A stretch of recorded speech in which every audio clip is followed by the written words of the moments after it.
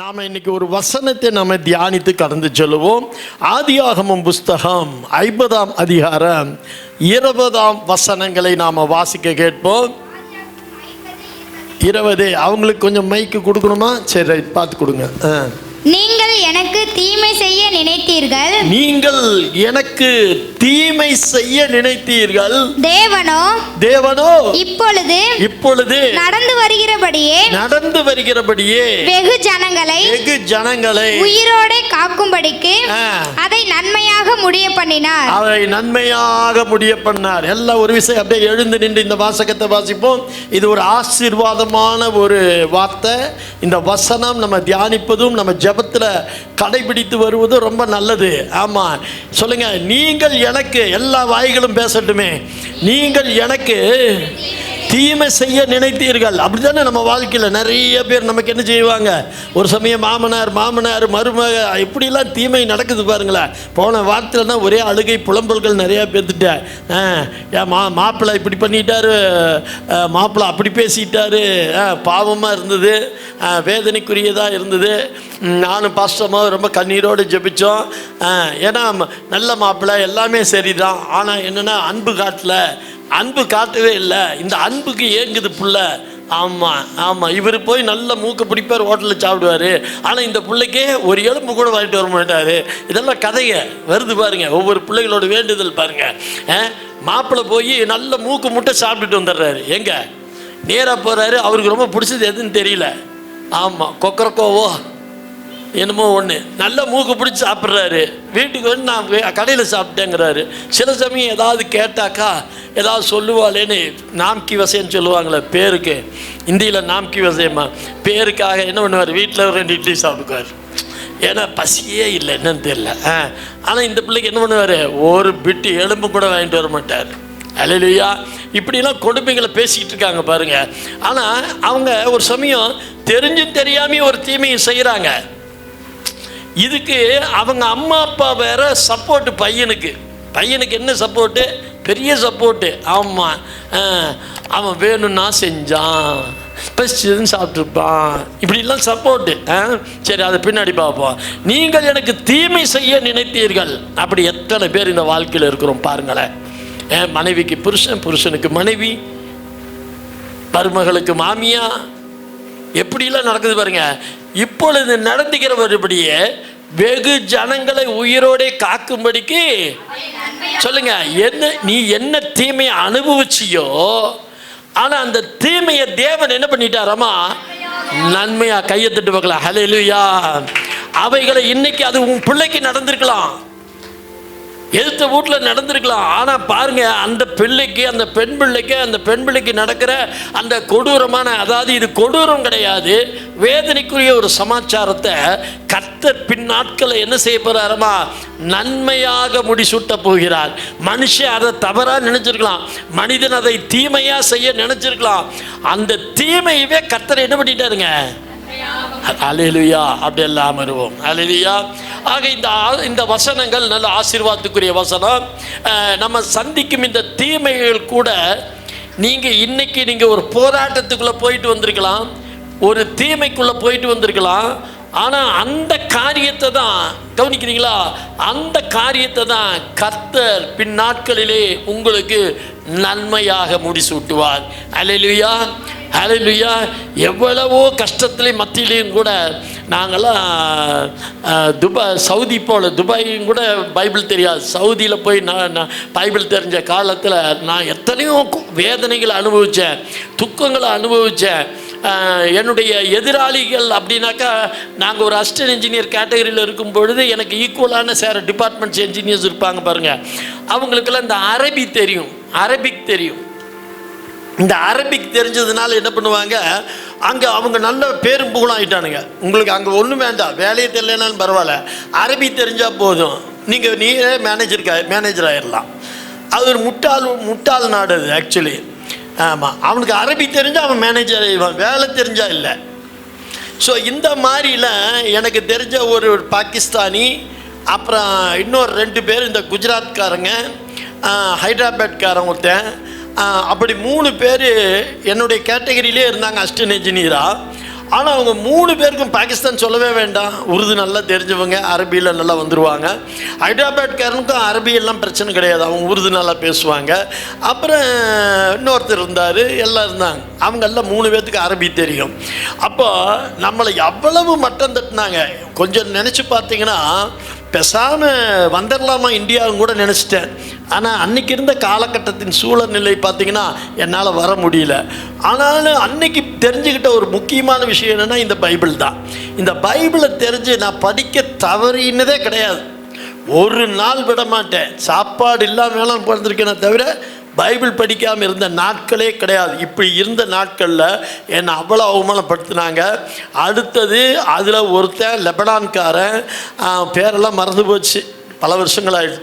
அந்த லெபனான்காரன் என்னை எதுலையோ சிக்க வைக்கலாம் முயற்சி பண்ணிச்சு. அவ்வளவு தீமையில் கடைசிக்கு நான் வேலையை விட்டுட்டு வரலாங்கிற நிலைமையெல்லாம் வந்தாச்சு. கடைசி கட்டத்துக்கு வந்தால் கர்த்தர் பாருங்க, அதை இந்த வசனத்தை தியானிக்கல, அதை எனக்கு நன்மையாய் மாற்றினார்.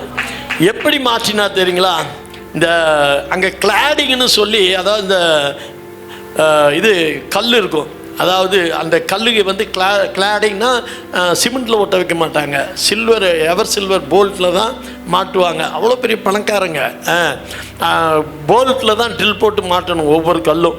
இந்த லெபனான்காரனுக்கு வேலை தெரியாது, அவனுக்கு அரபி தெரியும். ஆனால் அவன் என்ன பண்ணினா, என்ன தான் எங்கள் ஓனர் மாட்ட சொல்லிவிட்டு துருக்கி போயிட்டார். நான் வர்றதுக்குள்ளே மாட்டி வச்சுருந்தார் அப்படின்ட்டார். சரின்ட்டேன். ஆனால் இந்த லெபனான்காரனுக்கு அது ஒரு பெரிய வேலை, அதை செஞ்சால் அவ்வளவு பிரபலமாகும். அதை என் கையில் கொடுத்துட்டாரு. இவனுக்கு பொறாமை தாங்கலை. இவன் என்ன சொன்னா, இதெல்லாம் நீ செய்ய வேண்டிய அவசியம் இல்லை, நீ என்ன பண்ண, நீ போய் அங்கே போய் செய்யணும். உள்ளுக்குள்ளே ஏதோ ஒரு வேலையை கொடுத்துட்டான். நான் ஏதோ ஒரு தைரியத்தில் நானும் சரி கொடுத்து போட்டு நான் போயிட்டேன். கண்டா மாணிக்கு மாட்டியிருக்கான். அவன் மாட்டின விதத்தை பார்த்தீங்கன்னா ஒன்றுமே தெரியல, எல்லாம் மேலேயும் கீழேயும் பார்த்தீங்கன்னா அவ்வளோ அசிங்கமாக இருக்குது. நான் பார்த்துட்டு நான் பாட்டுக்கு போயிட்டேன். ஒரு கிட்டத்தட்ட ஒரு 2-3 வாரமாக, ஒரு மாதம் கழிச்சு, 3 வாரம் இருக்கும் கரெக்டாக. எங்கள் அரபி துருக்கியிலேருந்து வந்துட்டார். வந்த உடனே எனக்கு ஒரு காலையில் நான் ஆஃபீஸ் போய் கையெழுத்து போட்டுட்டு சைட்டுக்கு போகணும். காலையில் ஆஃபீஸ் போகிற எனக்கு மெமோ வந்துருச்சு, நீ இந்தியா போன்ட்டு. நான் உடனே ஆஃபீஸில் போயிட்டு, என்ன இது நோட்டீஸ் வந்திருக்குன்னு, உன்னை சைட்டில் பார்க்க சொன்னார் அப்படின்ட்டாரு. அவர் ஒரு என்ஜினியர் தான். நான் நேராக சைட்டுக்கு போயிட்டேன். காரில் இறங்கினார். அரபியில் கண்ட மணிக்கு திட்டுறாரு. நல்ல வேலை பாஷை புரியாது எனக்கு, சத்தமெல்லாம் நின்ட்டேன். அவர் வாட்டுக்குங்க அப்படிங்கிறார். எல்லாம் காற்றாக ஊதுவாங்க. எல்லாம் பேசி முடித்தோடனே நான் இங்கிலீஷில் கேட்டேன் என்ன விஷயம்னு. அவர் நல்ல நேவல் ஆஃபீஸர், அதனால் நல்லா இங்கிலீஷ் எல்லாமே பயங்கரமாக தெரியும். யாரை கேட்டு இப்படி பண்ண ஆச்சா போச்சா, நான் எல்லாம் காதில் வாங்கிட்டேன் அப்படின்னு சொன்னேன். நான் மாட்டவே இல்லைன்னு ஒரே வார்த்தை முடித்தேன். உங்கள்கிட்ட தானே கொடுத்தேன் அப்படின்னு. நான் மாட்டலையே. இவன் லெபனான்கார, அவன் பேர் என்னவோ மறந்து போயிட்டேன், அப்துல் ஹஃபீஸா என்னவோ. அவன் தான் நான் மாட்டிக்கிறேன், என்கிட்ட அப்படி பேர் அபுநாதர் சொன்னாருன்னு சொல்லிட்டு என்கிட்ட வாங்கிட்டானே. அப்போ இது ஃபுல்லாக மாட்டினாரு. அவ்வளோதான், என்கிட்ட அந்த லெட்டர் கூட அப்படின்னாரு. வாங்கி கிழிச்சு போட்டு போயிட்டார். அடுத்து நான் சாயந்தரம் ஆஃபீஸ் முடிஞ்சு வீட்டுக்கு வரேன். எல்லாம் குளிச்சுட்டு அப்படி போய் ஜம்முன்னு இப்படி உட்காந்துருக்குறோம். நியூஸ் வருது, என்ன தெரியுங்களா, இவன் லெபனானுக்கு பேக்கு. அடுத்த 2 பேருக்கு ஆட்டம் கண்டுருச்சு. அடுத்த 2 பேர் இப்போ அவனுங்களுக்கு வேலை போகுது. இப்போ ஏன்னா அவனுக்கு 2 பேரும் சேர்ந்து தான் இதுலேயும் மாட்டினானுங்க. எவ்வளோ எங்கிட்ட வந்தாங்க. வந்துட்டு ஓகே வேணா அவங்க என்ன சொல்லுவானுங்க, என்ன இன்ஷா அல்லாஹ் இன்னொன்று சொல்லுவாங்க. சொல்லிவிட்டு எனக்கு கையெல்லாம் கொடுத்துட்டு இல்லைன்னு கொஞ்சம் அட்ஜஸ்ட் பண்ண முடியுமா அப்படின்னா. தேவன் எங்கே கொண்டு வர்றாரு பாருங்க, என்ன அட்ஜஸ்ட் பண்ணணும் அப்படின்னு. இப்போ இது நாங்களும் மிக்ஸ் ஆகிருக்கோன்னு தெரிஞ்சா எங்களையும் அனுப்பிச்சிடுவாங்க. ஒருத்தன் இந்தியா, குஜராத்து, இன்னொருத்தன் யாருன்னு சொன்னேன், லெபனானு, குஜராத்து, பாகிஸ்தானு. ஏன்னா பாகிஸ்தான் அனுப்பிச்சிடுவாங்க அப்படின்னா. அப்படின்னா இப்போ நான் என்ன செய்யணுன்னு, ஏதோ ஒன்று அட்ஜஸ்ட் பண்ணி சொல்ல, நான் ஃபேமிலி மேனு அப்படின்னு கெஞ்ச ஆரம்பிச்சிட்டானுங்க. அப்புறம் இவனுங்களுக்கு நோட்டீஸ் வரப்போகுது. என்கிட்ட ஜிஎம் கேட்குறாரு, என்னென்னா இவங்க இதில் மிக்ஸ் ஆகிருக்காங்களா, இவங்களுடைய ஐடியா இதில் இருக்கான்னு கேட்டாங்க. நான் சொன்னேன் இல்லை, நான் அபுநாதரை பார்க்கணும் அப்படின்னு. ஓனரை நேராக ஓனர்கிட்ட கூட்டிகிட்டு போனான். சரி, நடந்த தப்பு நடந்து போச்சு, அவனையும் ஊருக்கு அனுப்பிச்சிட்டிங்க.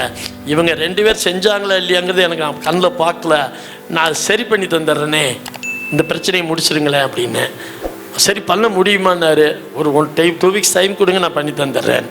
உடனே நம்ம ஆளுகளை விட்டு எல்லாம் க்ளீனாக கழட்டி எல்லாம் பேக் பண்ணி அப்படி சும்மா பழப்பாட்டை வச்சு விட்டேன். அதனால அவனுக்கு 2 பேர் தப்பிச்சிட்டானுங்க. இங்கே யோசேப்புக்கு நடந்த சமாச்சாரம் என்னன்னு, அவனை கிணற்றில தூக்கி போட்டான். அந்த குழியில, அது கிணறு. ஆதியாகமம் 37:24 அதுலதான் 24. அவனை எடுத்து அந்த குழியிலே போட்டார்கள். அவனை எடுத்து அந்த குழியிலே போட்டார்கள். அது தண்ணீர் அல்லாத வெறும் குழியாய் இருந்தது. ஹல்லேலூயா. இப்போ இங்கே என்ன நடந்தது அப்படின்னு கேட்டிங்கன்னா, 37ஆம் அதிகாரத்திலிருந்து 50ஆம் அதிகாரம் வரையிலுமே யோசேப்புடைய சூழ்நிலை தான் வருது. இந்த இடத்துல அவன் சகோதரர்கள் என்ன பண்ணிட்டாங்க, அவனை குழியில் தூக்கி போட்டாங்க. ஆக்சுவலி அது குழி இல்லை, அது கிணறு. ஏன்னா குழினா தண்ணீர் அல்லாத வெறும் குழின்னு வந்ததுல, அது கிணறு. ஆக்சுவலி இந்த கிணறு எதை குறிக்கிறது, தண்ணீர் எதை குறிக்கிறதுன்னு பார்த்தா, வெறுமையான ஆண்டவர் உங்களை உயர்த்த வேண்டும் என்று நினைக்க பட்சத்தில் பார்த்தீங்கன்னா நீங்கள் ஒதுக்கப்பட்டவர்களாய் காணப்படுவீர்கள். அதான் கிணறு, தண்ணீரே இல்லாத ஒரு கிணற்றை போல இருப்பீர்கள்ங்கிறார். இப்போ இந்த சகோதரன் அல்லாத வேற யாரும் இல்லை, கூட பிறந்த சகோதரர்களே தன்னுடைய உடன் பிறந்த ஒரு சகோதரனை குழியில் தூக்கி போட்டாங்க. இதுக்கு என்ன பிரதர் காரணம்னா, இந்த கதைகளை நீங்கள் நெடுங்க போய் படித்து பார்க்கும் பொழுது, அந்த 37லேருந்து 50க்குள்ளே நீங்கள் படித்து பார்க்கும் பொழுது அங்கே நடந்த ஒரு சம்பவம் என்னன்னா, யோசேப்பை குழிக்குள்ளே போட்டாங்க கூட பிறந்த சகோதரர்கள். அதில் திட்டமிட்டு கொடுத்தவங்க வந்து யூதா. அவன் வந்து 20 காசுக்கு வெள்ளிக்கு வித்துட்டான். நல்ல வேளை அவன் அப்படி விற்றதுனால யோசேப்பை கொலை செய்யலை. சரி, ரைட், ஓகே, கொலை செய்யலை. இப்போ இவனை தூக்கி போட்டாங்க. இதுக்கு என்ன காரணம், ஏன் அவனை தூக்கி போடணும் அப்படின்னு பார்த்தீங்கன்னா, அதே 37:4 படிங்க. 37:4 அவனுடைய சகோதரர் எல்லாரிலும் அவனை தங்கள் தகப்பன் அதிகமாய் நேசிக்கிறதை எப்படிங்க ரொம்ப அதிகமாய் நேசித்தார்களாமா. இது இன்னைக்கு நடக்குது நிறைய வீட்டில், நிறைய வீடுகளில் பாரபட்சமுள்ள ஒரு அன்பு. பெரிய பிள்ளைனாக்கா வெண்ணெய், சின்ன பிள்ளைன்னா சுண்ணாம்பு. கரெக்டா? ஆமான்னு ஒரு ஆள் தலையாட்டுது. இந்த பாரபட்சம் வீடுகளில் நிறைய இருக்குங்கிறேன். இதுக்கு யோசேப்புடைய கதை நமக்கு சாதகமாக இருக்கு. ஏன்னா அவன் எப்படி அவன் அதிகமாய் நேசித்தான்.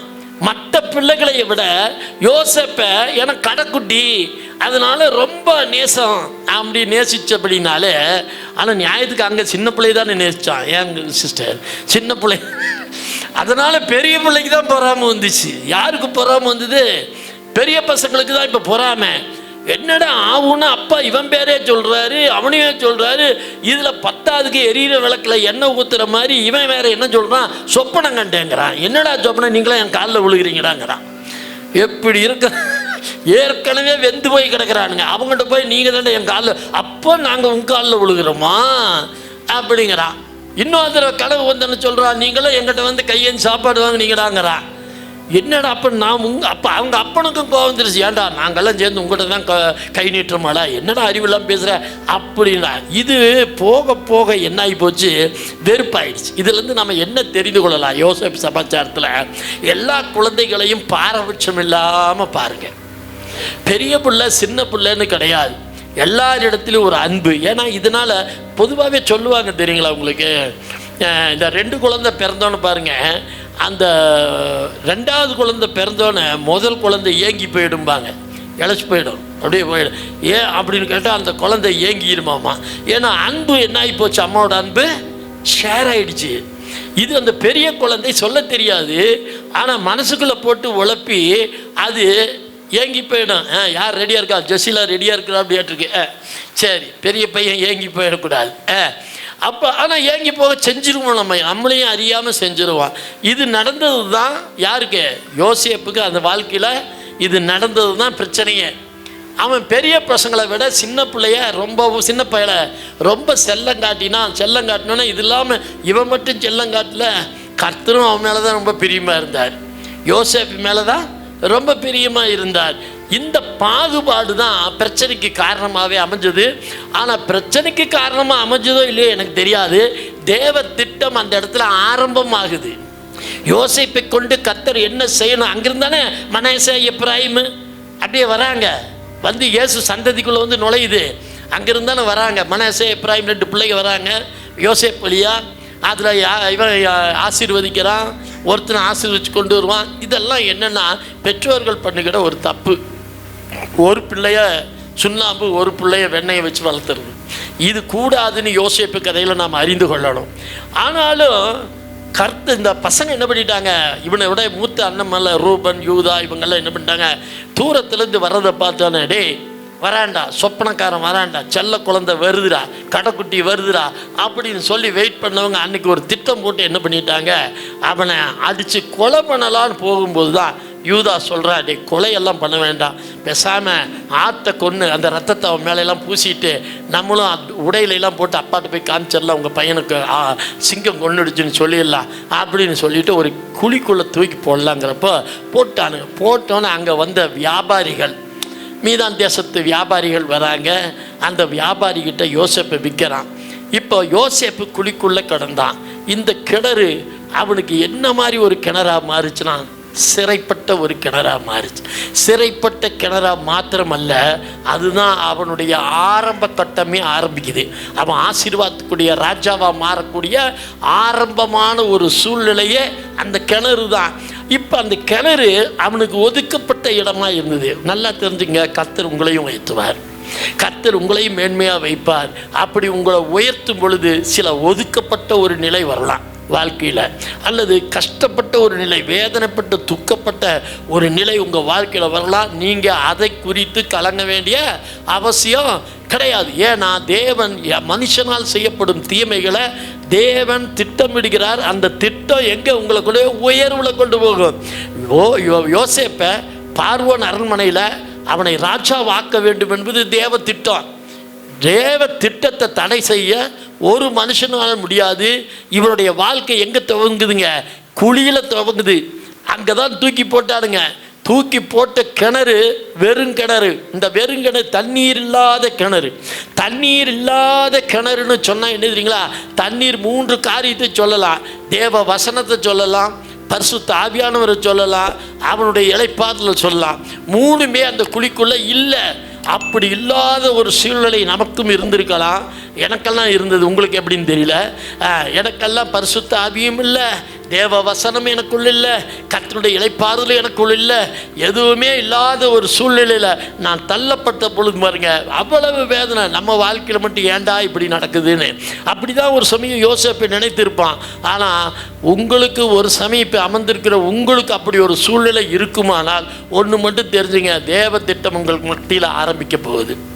கர்த்தர் மனிதனால் ஏற்பட்ட அந்த தீமைகளை அவர் என்ன பண்ண போறாருங்க, நன்மையான காரியங்களாய் அவர் மாற்றப் போகிறார்.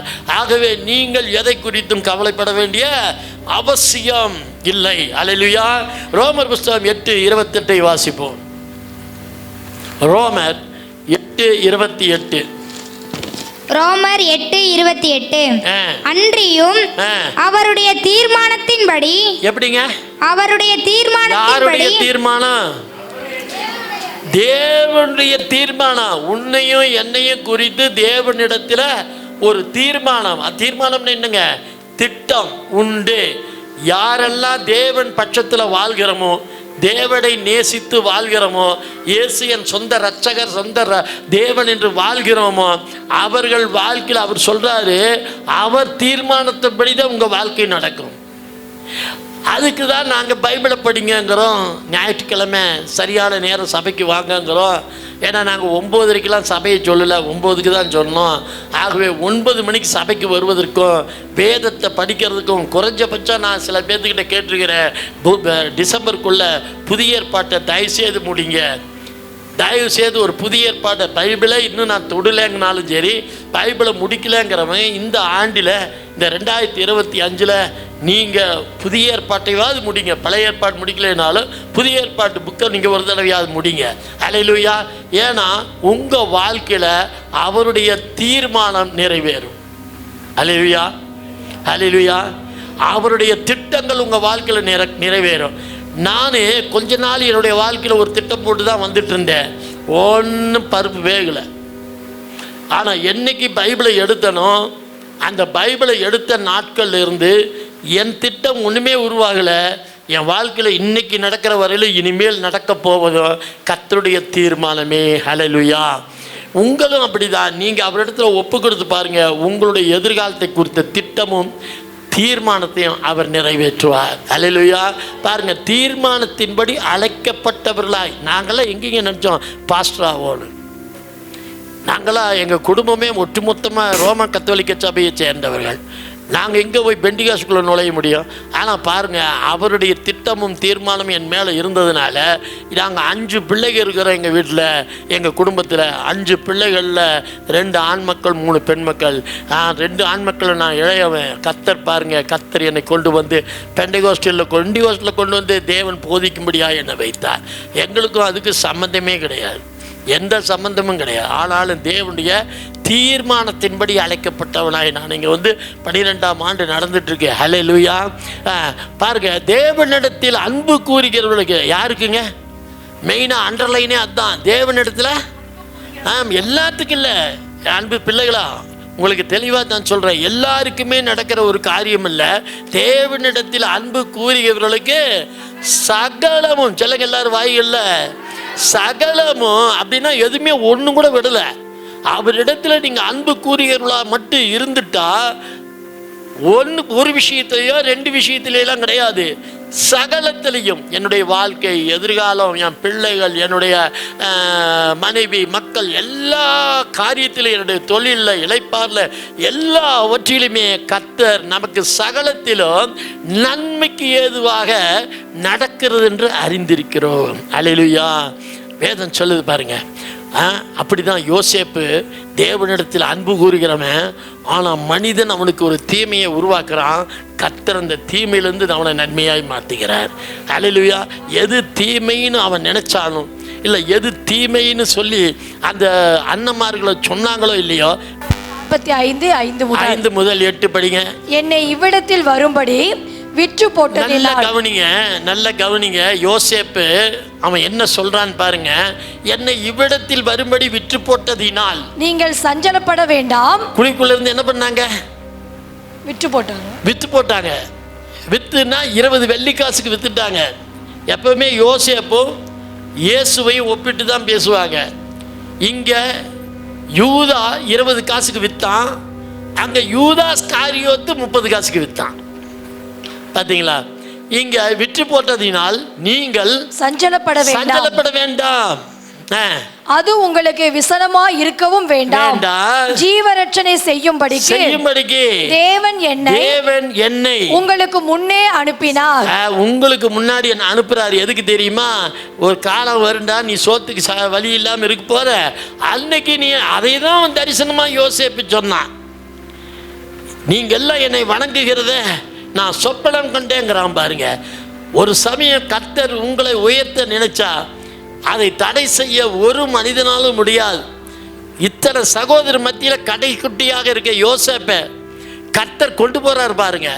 அவன் குழியில விழுந்தது வெறும் குழி மட்டுமல்ல, ஒதுக்கப்பட்ட ஒரு இடம், அவமானப்பட்டு வெட்கப்பட்ட ஒரு இடமா இருக்கலாம்.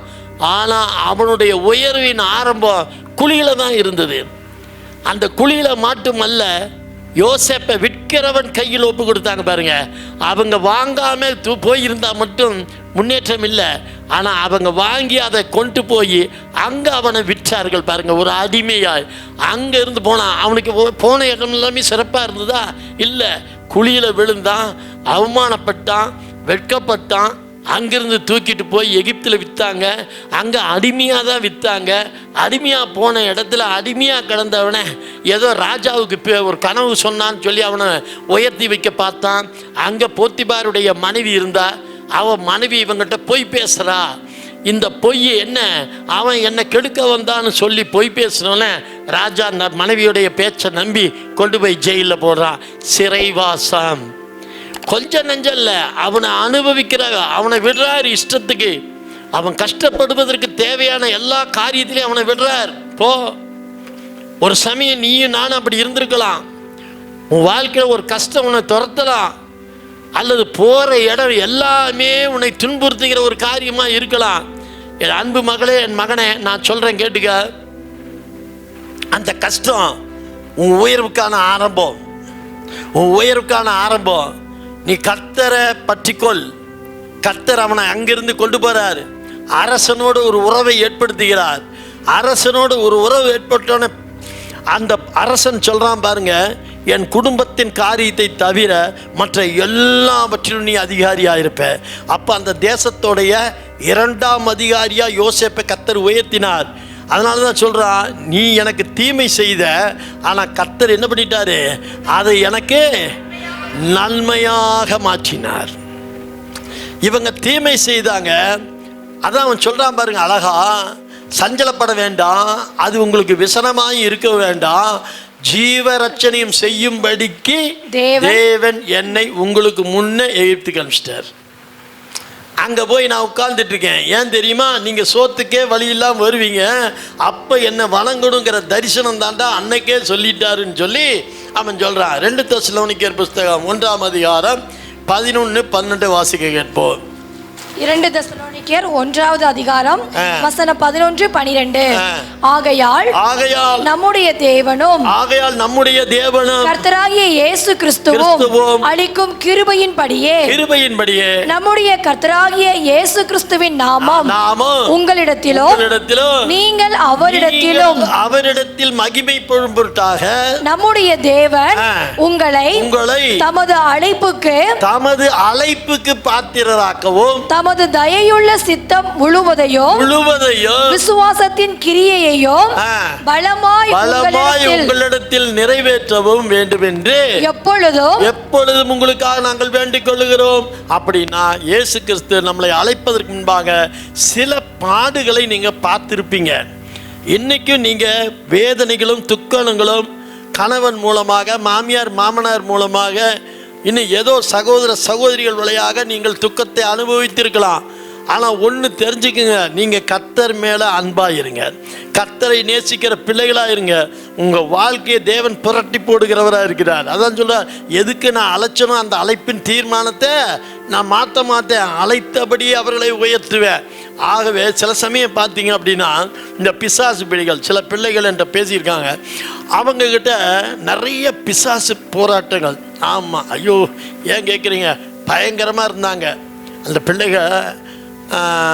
இந்த ரெண்டு பேத்துக்குள்ளேயும் ஆவிகள் இருக்குது, சர்ப்பம். 2 பேசிக்கும் பார்த்துங்களேன், 2 பேசிக்கும், ஒன்று பேசிக்கும். வசனத்தை சொல்லி பேசுது. நான் ஒரு நாள் அழுங்காமல் அதுகளுக்கு தெரியாமல் கேட்டேன், வசனத்தை சொல்லி பேசிட்டு உட்காந்துருக்கு தனியாக உட்காந்துட்டு. என்ன வசனம் அது? 1 யோவான் 1:7. 1:7 என்ன பண்ணிடுக்கான்னு கேட்குது. இன்னொன்று கிட்ட இன்னொன்றுட்ட கேட்குது, என்னக்கா பண்ணிடும்? இந்த 1 யோவான் 1:7 இந்த தம்பிதரை என் பேரை சொல்லுது. இந்த தம்பிதரை, ஏன்னா என்கிட்ட தான் பிரேயருக்கு வந்தாங்க, இந்த தம்பிதரை ஆகுன்னா இந்த ஒரு வசனத்தை சொல்லிக்கிட்டே இருக்குது அப்படின்னது பாருங்க. அது கண்ணுக்கு நான் எங்கே உட்காந்துருக்கேன்னு தெரியும் போல இருக்கு. உடனே ஒன்று சொல்லு, தம்பிதரை உட்காந்துருக்கான், டப்பன்னு 2 போயிடுச்சு. அந்த பிள்ளைங்க படுத்துறது படுத்த வாக்கில் இருக்குங்க, அது விலகிக்கிச்சு. பாருங்களேன் நம்ம. ஆனால் அதே பிள்ளைகளை தான் கர்த்தர் அனுமதித்திருந்தாலும் தேவன் அவர்களை உயர்த்தினார்.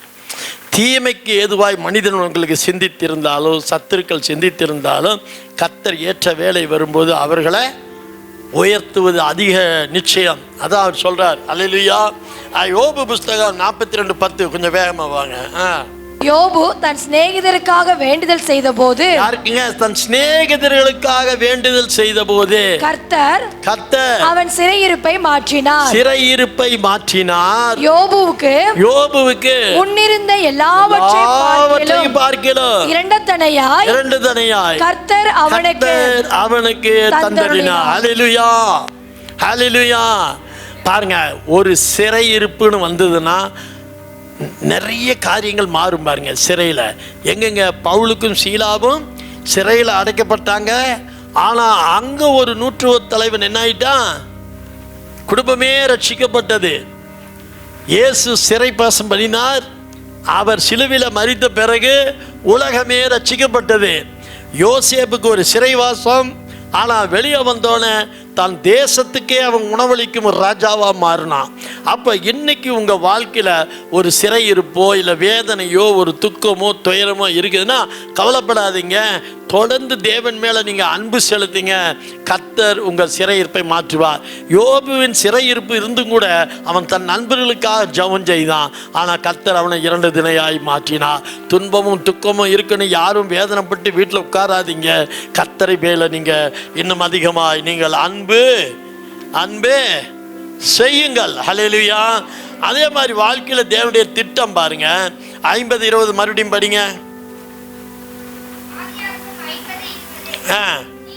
நீங்கள் எனக்கு தீமை செய்ய நினைத்தீர்கள், தேவனோ இப்பொழுது நடந்து வருகிறபடியே ஜனங்களை உயிரோட காக்கும்படிக்கு அதை நன்மையாக முடிய பண்ணினார். நல்லா தெரிஞ்சுக்கங்க, மனிதர்கள் உங்களுக்கு தீமை செய்ய நினைத்தாலும் தேவனுடைய திட்டம்ங்கிறது வேற. அதை எதிர்த்து நிற்க ஒரு மனிதனாலும் முடியாதுன்னு சொல்லி யோபு 42 சொன்னாரு. நான் அவர் செய்த திட்டத்தை தடை செய்ய ஒரு மனுஷனால் வேணா அனுமதிப்பார். கொஞ்ச நாளைக்கு இதெல்லாம் என்ஜாய் பண்ணு தம்பின்னு. ஆமாம், உங்களுக்கு ஒன்று தெரியுமா, எனக்கு திடீர்னு ஒரு நாள் ஸ்ட்ரோக் வந்து இந்த கையும் காலும் செயல்படலை. ரொம்ப வேதனைச்சு துக்கப்பட்டேன். என்ன ஆண்டவரே, பைபிள் போதிக்கிறேன், எல்லாரும் சொல்கிறாங்க ஊழியம் பண்ணுறாரு, இவருக்கு வரலாமாங்கிறாரு, நாளைக்கு நான் எப்படி ஊழியம் பண்ணுவேன் அப்படின்னு. அடுத்த நாள் என் கையும் காலும் திரும்ப எனக்கு வந்துருச்சு. என்னடான்னா அந்த ஒரு ராத்திரியில் அந்த கையங்காலுக்கு ஏற்பட்ட அந்த ஸ்ட்ரோக்கால் என்ன வேதனை இருக்கும், உடல் லெவலில் என்னென்ன இருக்குங்கிறத என்னை பார்க்க வச்சார். அதுக்கு அடுத்தபடி நீங்கள் நம்ப மாட்டீங்க, நிறைய பேர் இந்த வியாதியில் பாதிக்கப்பட்டு எங்கிட்ட ஜெபத்துக்கு வந்தாங்க. நான் ஜெபிக்கும் பொழுது அவர்கள் விடுதலை அடைந்தாங்க. இன்னும் உதாரணத்துக்கு ஒரு கதை சொல்கிறேன். குப்புசாமியோட ஹாஸ்பிட்டலில் ஒரு சகோதரனுக்கு ஸ்ட்ரோக் எஃபெக்ட்டு. ஸ்ட்ரோக் வரப்போகுது, அதுக்குள்ளே எப்படி தூக்கிட்டு வந்துட்டாங்க. ஆனால் உயிர் பிழைக்க மாட்டாருன்ட்டார் டாக்டர். ஏயா அப்படின்னா 42 பிளாக் இருக்குன்ட்டான். அதனால் நீங்கள் கும்பிட்ற தெய்வத்தை கும்பிட்டுக்குங்கன்ட்டார். உடனே யாரோ சொன்னாங்கன்னு சொல்லி என் நம்பருக்கு ஃபோன் பண்ணாங்க. ஃபோன் பண்ணோடனே நான் சொன்னேன், அந்த பொண்ணுக்கிட்ட கொடுங்க அப்படின்னு. அது அழுன்னு அழுதுட்டுருக்கு. சரி போட்டு போய் நீங்கள் போய் உங்கள் வீட்டுக்காரர் ஐசி யூனிட்டில் போய் கை வைங்க மேலே, நான் ஜெபம் பண்ணுறேன்னு. நான் ஜெபம் பண்ணேன். ஜெபம் பண்ணது ஆண்டவர் சொல்கிறாரு 38 அடைப்புகள் நீங்கியாச்சுன்ட்டார். எத்தனை? 38 நீங்கியாச்சுங்கிறாரு. டாக்டர் எத்தனை சொன்னார்? 40. சரி, நான் உடனே ஜெபத்தை முடிஞ்சு சொன்னேன், அம்மா இன்னொரு தடவை காசு செலவானாலும் பரவாயில்ல, நீங்கள் ஆன்ஜியோவா என்ன சொல்கிறாங்க அதை டெஸ்ட்டு எடுங்கம்மா. டெஸ்ட்டை எடுத்துகிட்டு அதுக்கப்புறம் டாக்டர்கிட்ட ஒரு முடிவுக்கு வர சொல்லுங்கள். ஏன்னா நீங்கள் வீட்டுக்கு கொண்டு போகிறீங்களான்னு கேட்குறாரு ஐசி யூனிட்லேருந்து. அப்போ இந்த அம்மா போய் சொல்லியிருக்கு, அம்மா இல்லை சின்ன பொண்ணு தான். உடனே அந்த லதான்னு நம்ம பேர் போய் டாக்டர்கிட்ட சொல்லியிருக்கு, நாங்கள் மறுபடியும் பே பண்ணுறோம், நீங்கள் அந்த டெஸ்ட்டை எடுங்க. நாங்கள் எடுக்கும்போது டாக்டர் சொல்கிறாரு 38 காணோங்கிறாரு. கரெக்டாக நான் சொன்னேன் 38 காணோங்கிறாரு. மீதி 2 தாம்மா, அதுக்கு நீ அட்மிட் ஆகணும்னு அவசியம் இல்லை, நீங்கள் டிஸ்சார்ஜ் ஆகி போய்க்கிங்கன்ட்டாங்க. அடுத்த ஃபோன் எங்கிட்ட அதே பிள்ளைகிட்ட இருந்து வருது. எங்கேருந்து? நாங்கள் டிஸ்சார்ஜ் ஆகி வீட்டுக்கு ஒன்று. நம்ம நேத்தன் சாக கிடக்கிறாருன்னு 38 பிளாக் போயிடுச்சுட்டார் அப்படின்னா. இன்றைக்கி அவங்க இந்த குடும்பம் ஊழியம் பண்ணுது. அல்லேலூயா. அப்போ தேவன் திட்டம் வைத்திருந்தார். இப்போ பாருங்களேன், அந்த குடும்பம் அந்த பிள்ளைங்க ஆர்சியில் இருந்தவங்க, அவங்க ஒரு கோழி பண்ணை வச்சு கொஞ்சம் நஷ்டத்தையே என்னன்னு தெரியல மூட போகிறாங்க. அந்த சமயத்தில் இந்த சகோதரனுக்கு ஏற்பட்ட காரியம், வெளியே வந்தாங்க. அதே கோழி பண்ணை வச்சுருந்த அந்த மாடியை ஜபக்கூட்டமாக மாற்றிட்டாங்க. பாருங்களேன், அந்த மகனுக்கு அந்த ஸ்ட்ரோக் வராமல் இருந்தா, அல்லது எங்கிட்ட ஜெபிக்க வராமல் இருந்திருந்தா, அல்லது அந்த 38 அடைப்புகள் நீங்காமல் இருந்திருந்தா, அவன் ஊழியம் செஞ்சுருப்பானா, கோழி வளர்த்துருப்பான். ஆனால் பாருங்கள், அவன் பெரிய ஊழியம் இன்றைக்கி நடக்குதுங்கிறாங்க. நான் தான் தொடங்கி வச்சேன், அப்புறம் நான் போகலை அந்த பக்கம். அல்லேலூயா. அப்போ தேவன் ஒரு திட்டத்தை வச்சுட்டார் அவனை ஊழியத்துக்கு அழைக்க. அப்படிங்கும்போது அவனுக்கு இத்தனை கிணறு வந்துச்சு, சிறை வந்திருக்குது, யோசேப்புக்கு வந்த மாதிரியே எல்லாம் தான் வந்திருக்குது. அவன் சாகிறதுக்கு கடைசி மூச்சுக்குன்னு போயாச்சு ஆளு. இப்போ ஏற்பட்ட நேரத்தில் தான் கர்த்தர் அவனை தொட்டு அவர் திட்டத்தை நிறைவேற்றினார். ஒரு சமயம் உங்கள் வாழ்க்கையில் அடிமட்டத்துக்கு நாங்கள் போயிட்டோம் பிரதர், என்ன செய்யுதுன்னு தெரியலன்னு நினைக்கிறப்ப கர்த்தர் மேலே அன்பு கூறு. கர்த்தர் மேலே அன்பு கூறுங்க. கர்த்தரை நேசிங்க. வேதத்தை நல்லா வாசிங்க. எல்லாம் செய்யுங்க. கர்த்தர் உங்கள் வாழ்க்கையில் திட்டம் போடுவார். இன்றைக்கி நான் சொல்கிறேன், என் வாழ்க்கையில் இப்படி இவ்வளவு தான் உட்கார்ந்துருக்குங்கிறது அவர் திட்டம் தான். சில சமயம் உட்கார இடம் இல்லாமல் ஒருத்தர் மேலே ஒருத்தர் உட்கார்ந்து இருந்தாங்க, அதுவும் தேவ திட்டம் தான். இந்த திட்டத்தில் நான் ஒன்றும் பிளான் பண்ண முடியாது. ஒரு நேரம் சேரே இல்லை, நாங்கள் வாங்கலாமா இன்னொரு 10 சேர்ன்னு நினச்சோம். அவருடைய திட்டம் எதுவோ அந்த திட்டம் நிறைவேறட்டும், அவ்வளோதான். இதுவும் அவருடைய திட்டம். இப்படி தான் இருக்கணும்னு அதை மாற்ற முடியுமா? மாற்றுங்கன்னு சொல்ல முடியுமா நம்மளால்? ஒருத்தராலே முடியாது. ஆகவே எத்தனை பேக்கா இருந்தாலும் நம்ம அவரை குறித்த அன்பை பற்றி தான் நம்ம பேசணும். நம்ம வேலையும் அதுதான். ஹல்லேலூயா, ஹல்லேலூயா, ஹல்லேலூயா. என்ன படிச்சீங்க? எரேமியா 29:11. 29:11. நீங்கள் எதிர்பார்த்திருக்கும் முடிவை உங்களுக்கு கொடுக்கும்படிக்கு நான் உங்கள் பெயரில் நினைத்திருக்கும் நினைவுகளை அறிவேன் என்று கர்த்தர் சொல்லுகிறார். அவைகள் தீமைக்கல்ல சமாதானத்துக்கு ஏதுவான நினைவுகளே. ஒரு கையை தட்டிற. ஹல்லேலூயா. அவர் நினைத்திருக்கும், உங்கள் மேல வைத்திருக்கிற நினைவு இருக்கு பார்த்தீங்களா? சொல்லுங்க. ஆமா, ஆமேன். அது தீமைக்கானவைகள் அல்லையாமா. அது பாருங்களேன், சமாதானத்துக்கு ஏதுவானவைகள். ஒரு சமயம் இந்த தீமையை நினைக்கிறவன் மனுஷன், ஆனால் கர்த்தர் இருக்கார் பாருங்க, அவர் உங்கள் வாழ்க்கையில என் வாழ்க்கையில் சமாதானத்தை. ஒரு சமயம் நம்முடைய பிள்ளைகள், ஒரு சமயம் நம்ம பிள்ளைகள் நம்மள்கிட்ட சொல்லியிருக்கலாம், கஷ்டப்படுறோம், அப்படி பண்ணுறோம், இப்படி எல்லாமே கர்த்தருடைய ஒரு திட்டம் இருக்கு. ஏற்ற வேளையில் நமக்கு சமாதானத்துக்கு ஏதுவான காரியங்களை கர்த்தர் செய்வார். ஏசாயா 55:8-9 வேகமா. உன் வழிகள் என் வழிகள் அல்ல, என் நினைவுகள் உங்கள் நினைவுகள் அல்ல, உங்கள் வழிகள் என் வழிகளும் அல்லவென்று கர்த்தர் சொல்லுகிறார். அல்லேலூயா. 9. பூமியை பார்க்கிலும் வானங்கள் எப்படி உயர்ந்திருக்கிறதோ அப்படியே உங்கள் வழிகளை பார்க்கிலும் என் வழிகளும் உங்கள் நினைவுகளை பார்க்கிலும் என் நினைவுகளும் உயர்ந்திருக்கிறது. ஹல்லேலூயா. அப்போ தேவனோடு போட்டி போட்டு தெரிந்து கொள்ள ஒரு மனிதனால் முடியாது. அப்போ அவருடைய திட்டங்கள் நம்ம வாழ்க்கையில் நிறைவேறணும்னா நம்ம செய்ய வேண்டிய ஒரு காரியம், நல்ல வேத வசனத்தை படிங்க, கர்த்தரிடத்தில் நீங்கள் அன்பு கூறுங்கள். சங்கீதம் 138:8. 138:8. கர்த்தர் எனக்காக யாவையும் செய்து முடிப்பார். கர்த்தாவே உமது கிருபை என்றும் உள்ளது. உமது கரத்தின் கிரியைகளை நெகிழ விடாதிருப்பீராக. ஹல்லேலூயா, ஹல்லேலூயா. அப்போ தேவனுடைய நினைவுகள் நம்ம மேல எப்படி இருக்குதாமா? யோபு 23:10.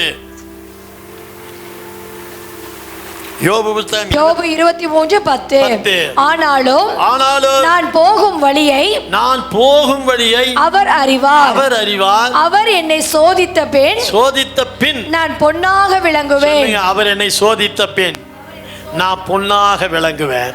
அப்போ உங்களுக்கு மனுஷனாலோ இந்த உலகத்தினாலோ ஏற்படுகிற தீமைகள் உங்களை பொன்னாக விளங்க செய்கிற தேவன் நம் பட்சத்தில் இருக்கார். இந்த கஷ்டமோ இந்த துன்பத்துக்கோ நீங்கள் எதை குறித்தும் கவலைப்படாமல் நீங்கள் கர்த்தர் பேரில் அன்பாக இருங்க. கர்த்தருடைய திட்டங்கள் நம்ம வாழ்க்கையில் நிறைவேறும். யோசேப்புடைய வாழ்க்கையில் கர்த்தருடைய திட்டம் நிறைவேறிச்சு. யோசேப்பு நினச்சும் கூட பார்க்கல. அவன் அப்பேற்பட்ட தேசத்துக்கு ஒரு ராஜாவாக மாறுவானான்னு அவன் நினச்சி பார்க்கல. ஆனால் கர்த்தர் அவன் ராஜாவாக ஆகணும்னு ஒரு திட்டம் வச்சார். அந்த திட்டம் வச்சது தான் அதோடைய பாதைகள் குழியில் இருந்தான். அந்த வியாபாரிக கையில் விற்கப்பட்டான், எகிப்தில் விற்கப்பட்டான். அவன் போத்திபாருடைய மனைவி பொய் பேசினால சிறைப்பட்டான், ராஜாவுக்கு அதிகாரியானான், தேசத்துக்கே 2ஆம் அதிகாரம். கர்த்தர் ஸ்டெப் பை ஸ்டெப்பாக அவனை கொண்டு போய் ராஜ சமூகத்தில் உட்கார வைத்தார். அதனால் என்ன நடந்தது? தீமைகள் இன்னைக்கு கடந்து போகிற மாதிரி தெரியும். உங்கள் வாழ்க்கையில் தீமை கடந்து போன மாதிரி தெரியும். நீங்கள் கடந்து போன தீமை மற்றவர்களுக்கும் ஒரு நன்மையை கொடுக்கும், மற்றவர்களுக்கும் ஒரு ஆசீர்வாதமாக இருக்கும். நீங்கள் இன்றைக்கி தீமையை அனுபவித்த மாதிரி தெரியும், ஆனால் நாளைக்கு அந்த குடும்பத்துக்குமே நீங்கள் தான் ஆசீர்வாதமாக இருப்பீங்க. யோசேப்புக்கு நடந்தது என்ன? தீமை. அந்த தீமையை அவன் கடந்து சென்றான். எல்லாவற்றிலும் கர்த்தருடைய நாமத்தை மகிமைப்படுத்தினான். அவன் தேசத்து ராஜாவாகும் போது தன் தகப்பன் உணவில்லா இருக்கப்போ அவன் பட்டணத்துக்கே அவன் உணவை கொடுத்தான். தான் உடன்பிறப்புகள் கொலை செய்ய நினைத்த உடன்பிறப்புகளுக்கு சொல்கிறான். அவன் எல்லாத்துக்கும் உணவை கொடுத்து அந்த தேசத்தையே காப்பாற்றினான். ஒரு சமயம் நீங்கள் பாடுபடுகிற தீமை, நீங்கள் அனுபவிக்கிற தீமை மற்றவர்களுக்கு ஒரு நன்மையை கொடுக்கும். உங்களுக்கு மாத்திரமல்ல, உங்கள் மூலம் மற்றவர்களுக்கும். யோபு தன் சிநேகிதனுக்காக ஜெபம் செய்தான். அவன் மூலம் அவன் சிநேகிதர்கள்லாம் பிழைக்க ஆரம்பித்தாங்க. ஆகவே நீங்கள் இந்த நாளில் படுகிற எந்த துன்பத்தை குறித்தோ வேதனை குறித்தோ கவலைப்படாமல் திடமனதாய் கர்த்தரை பற்றி கொள்ளுங்கள். கர்த்தர் பேரில் அன்பு செலுத்துங்கள். தேவன் எல்லாவற்றையும் நன்மையாய் மாற்றுகிறார். கரங்களை தட்டி கர்த்தரை மகிமைப்படுத்தி